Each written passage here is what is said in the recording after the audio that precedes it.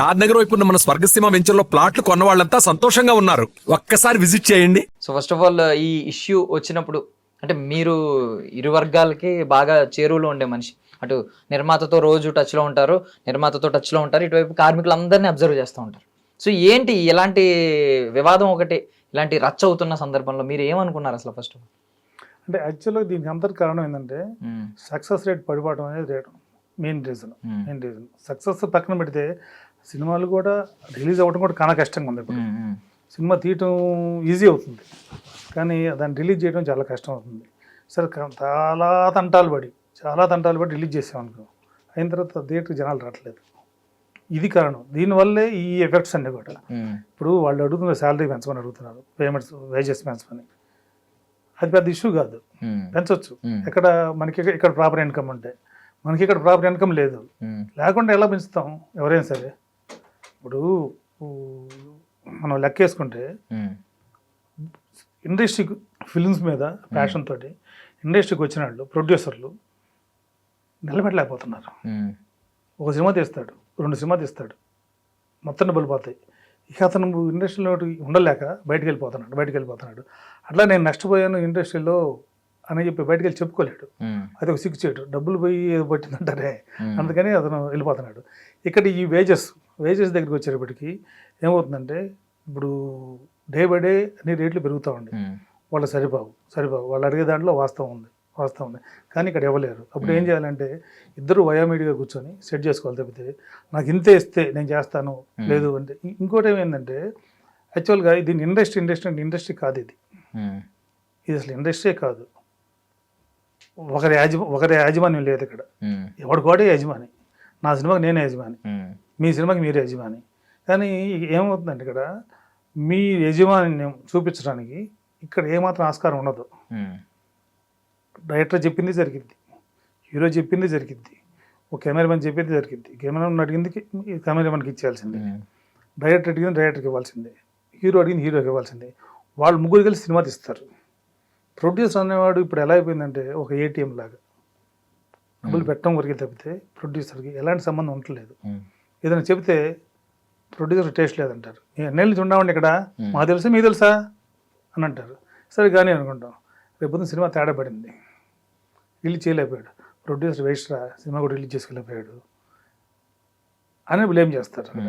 అందుకని ప్రొడ్యూసర్ ఇక్కడ సిగ్గుపడిపోయి బయటికి కూడా ఎవరికి మొహం చూపించలేక వెళ్ళిపోతున్నారు వేరే చోట్లకి. సో అల్టిమేట్ గా ప్రొడ్యూసర్ అనేవాడే నష్టపోయేది ఎక్కువగా. 100% నష్టపోతారు, కానీ ప్రొడ్యూసర్ 100% నష్టపోతారు. ఇప్పుడు చిన్న ఎగ్జాంపుల్ చెప్తాను మీకు. 1,00,000 రూపాయలు రెమ్యునరేషన్ మాట్లాడారు, ప్రొడ్యూసర్ ఇవ్వలేక 50,000 ఇచ్చాడు. 50,000 మీకు వచ్చినాయిగా.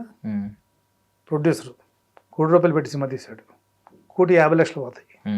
ఎందుకంటే సినిమా మేకింగ్ 1 కోటి రూపాయలు, రిలీజ్ చేయాలంటే ఇంకో 50,00,000 కావాల్సిందే కంపల్సరీగా.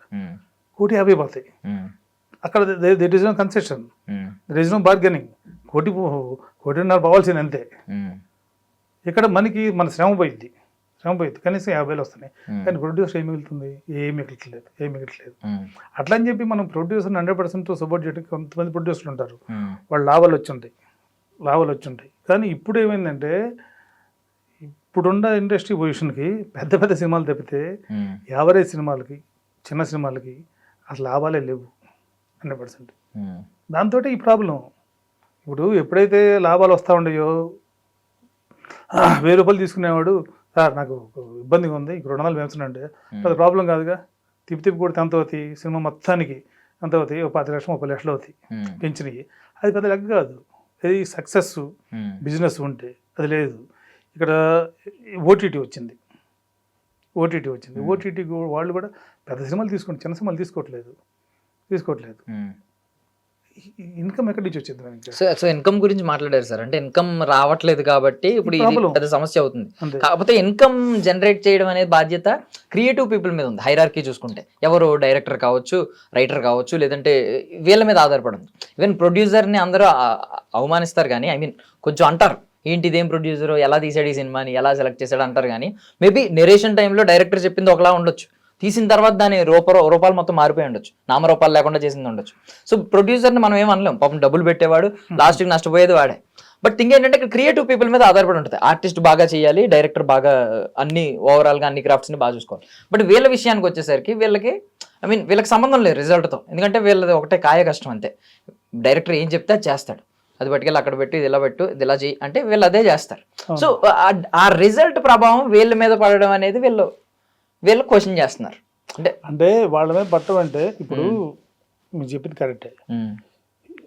హీరో, డైరెక్టరు, రైటరు, కెమెరామెన్ వీళ్ళు మెయిన్ క్రూ సినిమాకి, మ్యూజిక్ డైరెక్టరు ఇంతే. దాని తర్వాత మిగతా వాళ్ళంతా వస్తారు.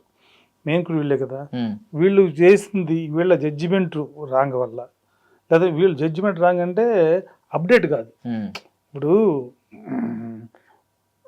ఒక ట్రెండ్లో సినిమా వెళ్తుంది, ఇండస్ట్రీ వెళ్తుంది, ఒక ట్రెండ్లో జనాలు ఇలాంటి సినిమాలు అయితే నచ్చుతున్నాయి. దానికి వ్యతిరేకంగా లేదంటే ఇది ఒక ఎక్స్పెరిమెంటల్ రా, చాలా బాగుండేదిరా, మంచి సబ్జెక్ట్ ఇది అన్నట్టుగా తీస్తే అది ఎక్కదు, సినిమా ఎక్కదు. వాళ్ళు చేసిన ఎక్స్పెరిమెంటల్కి బలైపోతుంది ఎవరు? ప్రొడ్యూసర్ బలి అవుతున్నాడు. ఈ ప్రొడ్యూసర్ బలి అవడంతో ఇది బౌన్స్ అవుతుంది ఎవరికి? చిన్న టెక్నీషియన్స్కి, లైట్ మ్యాన్స్ కావచ్చు, ప్రొడక్షన్ బాయ్స్ కావచ్చు, వీళ్ళందరూ భయపడుతుంది. ఎందుకంటే ఇతను హెల్దీగా వెల్దీగా ఉంటే వాళ్ళకి డబ్బులు ఇవ్వడం పెద్ద ప్రాబ్లం కాదు, అది ఇష్యూ కాదు. ఇక్కడ ఏమైందంటే అంటే ఎప్పుడైనా ఏంటంటే ఇది కీలేరి వాదపడినట్టు ప్రాబ్లం ఎక్కడుందో చూసి దాన్ని సాల్వ్ చేస్తే సరిపోద్ది కానీ వాళ్ళు 30% కావాలని అడుగుతున్నారు, వీళ్ళు రూపాయి ఏం చేసుకోమంటున్నారు. ఇది కాదు కదా సొల్యూషన్. అదొకటి. ఇంకోటి ఏమవుతుందంటే ఇప్పుడు ఒక సినిమా, ఇంతకుముందు సినిమాలు తీసేటప్పుడు మేము ఒక జనరేటర్, ఒక యూనిట్ మాకు కావాలంటే ఆ యూనిట్లోనే లైట్లు వస్తాయి, జనరేటర్ వ్యాన్లో లైట్లు వస్తాయి, కెమెరా వచ్చింది, లైట్ మ్యాన్స్ వస్తారు, ట్రాక్ అండ్ ట్రయల్ అని ఉంటుంది కదా, ట్రాక్ అండ్ ట్రయల్ కూడా దాంట్లో వేసుకొని వస్తారు. ఇప్పుడు మరి ఎందుకు మారిపోయింది? ట్రాక్ అండ్ ట్రయల్ లేదు అక్కడ.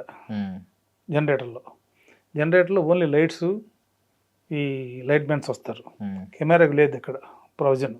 కెమెరా సపరేట్ బండి పంపించాలి, బండి అక్కడే ఉండిద్ది. ఎందుకంటే వాళ్ళు లెన్స్లో ఈ పెట్టుకుంటారు కాబట్టి బండి అక్కడే ఉండిద్ది. దానికి 2500 3000 దాకా అయ్యిద్ది బండికి. 3500 ఎంత అవుతుంది బండికి? అంత అయ్యిద్ది. ఆ బండి అక్కడే బ్లాక్ అయిపోయింది, కెమెరా తేవడం బండి అక్కడ బ్లాక్ అయిపోయింది.